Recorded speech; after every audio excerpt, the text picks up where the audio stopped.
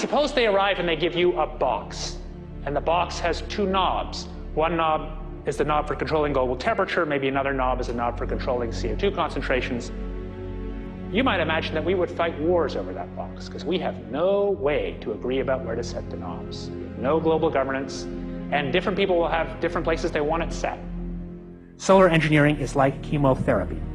No one wants it. But we all want the ability to do chemo and to understand its risks, should we find ourselves with dangerous cancer. How long does it last up there? The lifetimes are years. What, years? A couple years. And then it what, precipitates out, or Yeah, that's correct. no toxic side effects that we know of? The thing we always wonder about is the unknown unknown. Yeah. So if you're thinking about, say, the acidification, it's clear that's not a problem. There's several studies that showed that. Right. But of course the concern here is with so little research, there may be some unknown that comes out of left field that bites us. My name's Mike Murphy. I'm a filmmaker in from Los Angeles. We're covering an issue called geoengineering. Okay, thanks guys. Senator, a question about the issue of geoengineering. I'm afraid I don't know what you're talking about. And wondering if you were supportive of geoengineers' proposals of spraying 10 to 20 million tons of aluminum into the atmosphere. I should really get a briefing paper on it before I give an opinion. Oh, not a problem. Are you aware of the issue? Not completely. At all? Because, okay. Do you have a letter from constituents, and people have concerns? Yeah, We're making a documentary about the sea. I don't know, you guys have credentials to be here? Yes, yes, we do. We pass through security as well. Endowed by our creator. I think so. Please don't What's touch that? Please don't touch my property. You're lying. No, why? What did we lie? What did we lie about, sir? No, we're not. What are we lying about? Lying about what? It's a little unusual, huh? I haven't heard that, no. You're not aware of it? And it appears that these programs have already been deployed. You know, I haven't looked at that proposal, and so, you know, why don't you let me review it? I can do that. Are you aware of? Actually, I'm going to go. Yeah.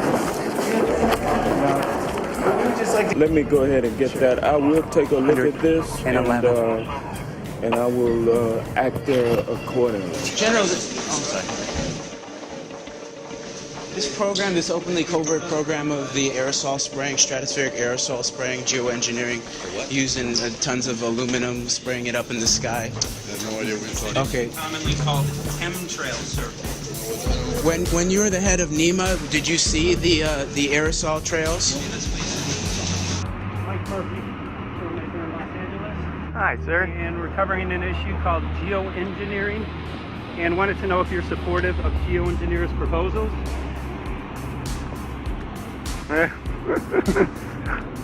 Congressman?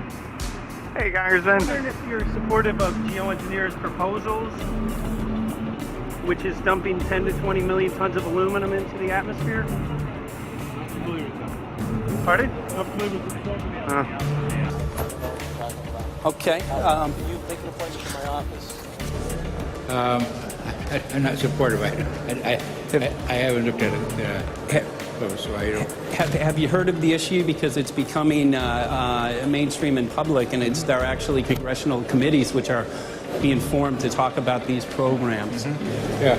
Well, I think when we drop anything into the atmosphere, we should know prior to the effect of that, right? Yes. And if we don't have the knowledge as to what the effect will be, we shouldn't do it.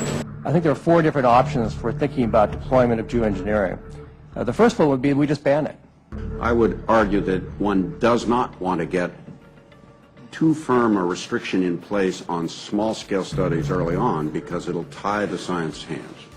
I think what the science community ought to be trying to do is say, you do small-scale stuff inside this space, and it's a scientific question what that space ought to be. There shouldn't be a lot of oversight and restriction. Congressman? Excuse me. Hi, I'm Mike Murphy from Los Angeles, covering an issue called geoengineering.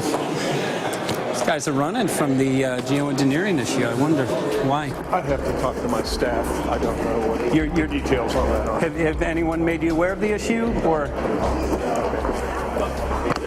Sir? Congressman, your committee talked about geoengineering last November. Are you in support of those proposals? I'd love to give you a paper.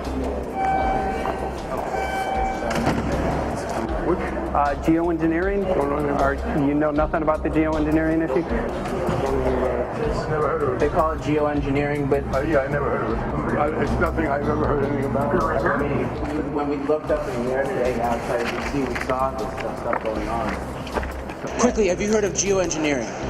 No. The proposals to shoot 10 million tons of metals into the air. This committee, Science and Technology, covered it for the first time. No. No, I've never heard of it. So we were very concerned. How you doing?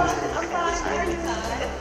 So what? We spoke with Congresswoman Watson's office, and her press secretary, Ms. White, was familiar with Representative Kucinich's Space Preservation Act, which mentioned chemtrails and the weaponization of the atmosphere in space, and then it was pressured to be taken off the bill.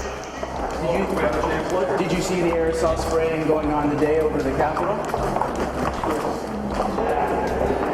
Congressman? Geoengineering carries with it a tremendous range of uncertainties, ethical and political concerns, and the potential for catastrophic environmental side effects.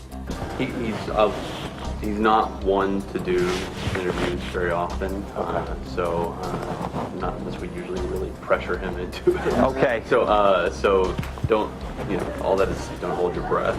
As chairman of the Committee of Jurisdiction, I feel a responsibility to begin a public dialogue and develop a record on geoengineering. We want to know if you're supportive of their measures by spraying 10 to 20 million tons of aluminum into the atmosphere? No, I think we need to have more research. Okay. And about the issue of current deployment, there's literally a mountain of evidence that many people believe proves the deployment of these programs. Any knowledge of that?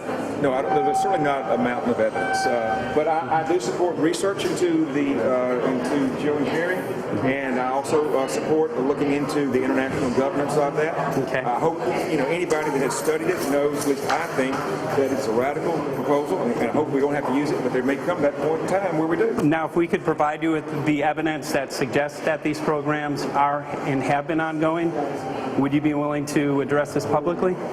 We've had about 3 or 4 hearings on it. We have addressed them publicly. Well, not about the proposals, but about the current deployment of these programs.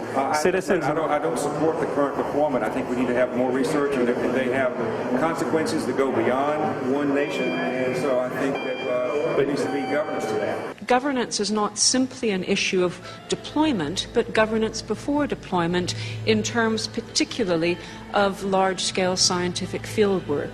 I concede that on this subject and in general, it's not popular to talk about global rules. And when these people started talking about the need for UN Security Council oversight, a supranational environmental security enforcement with a strong mandate by the UN, it really is clear that they're looking for a global power behind the manipulation of the environment. But I do think it needs to be sort of an international kind of treaty that does tie and bind all nations into a common fate. It is a common fate. And unfortunately, it's not just big governments that could do this. It is small governments. It is billionaires probably could figure, I'm going to save the world all by myself, and I won't bother to mention it. How do we decide when there's a planetary emergency? Whose hand is on the thermostat? How do we decide when to start it? There's no way to do that right now. And what if we do start doing it, and then by some problem with the technology or with the will, we can no longer do it? In a year or two, the aerosols will come out of the atmosphere and temperatures will shoot up at a rate much faster than it's going up now. And it's that rate of change that's hard for us to adapt to. So once we start it, we'll be sort of locked into doing it for a long, long time. And so with basically no end in sight. Boeing would pursue this to make a profit, right? I mean, the financial motivation to do this. Let's see. So let me not speak for Boeing. Is that allowed? Okay. Yeah, well, it is what it is. No, but someday, if the U.S. is going to decide to do this stuff, they're going to look to a company who can do it, and you want to be positioned. Boeing would rather get it than Lockheed Martin. So certainly we have an industrial base that helps the country take on technologies and large-scale challenges like national defense. And we do that both for a profit motive as well as, I think, as a national service. So I think it would be truly disastrous if, you know, we discovered a few years from now that there was a black program that some government had stood up to sort of learn on the quiet how to do this. It's pretty clear you can cool the planet, but you will not and cannot bring it back to exactly the same climate state you started with. So you may or may not, and I expect we'll have a lot of back and forth about how useful it is to ameliorate the risks of climate change. I think there's a good evidence it probably is useful, but we don't know. But it certainly can't get you back to exactly the climate you started with. I think everybody agrees with that. Do you think you'll see deployment in our lifetime? let me say I hope not.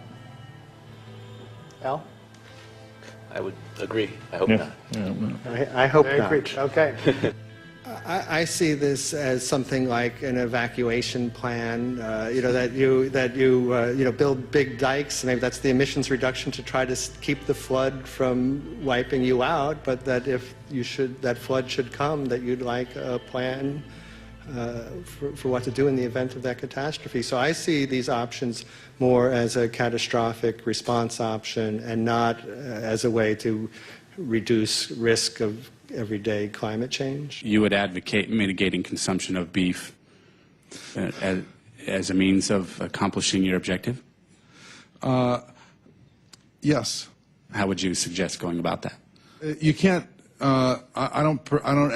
I mean, it's your job to decide what to tax and what not to tax. Obviously, if you wanted people to behave differently, you give them incentives and disincentives for behavior. But I'm sure that's the answer you wanted to hear, Mr. Smith. If only my time had not expired. Thank you, Mr. Chairman. Because there's literally aluminum and barium contamination found around the world, believed to be from these programs. Like, look, today over the Capitol, looks like they're deploying some type of aerosol. Did you see it? No, I didn't, but good to see you. In a James Bond scenario, some rogue rich guy puts some airplanes in the air and sees the clouds. What is to prevent that? Okay, are you aware of the issue? You do it through the...